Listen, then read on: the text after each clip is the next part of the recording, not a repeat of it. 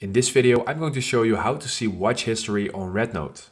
So when you are in your home screen, what you're going to do is you're going to click on the three stripes, the hamburger icon, and in here you see history.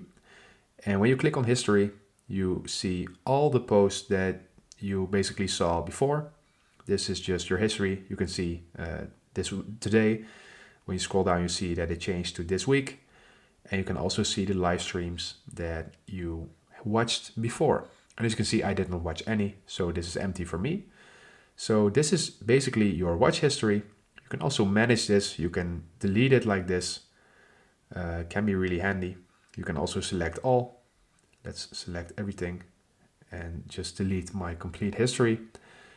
So this is basically how you do this. So if this video helped you out, please leave a like and consider subscribing, and then I'll see you in the next one.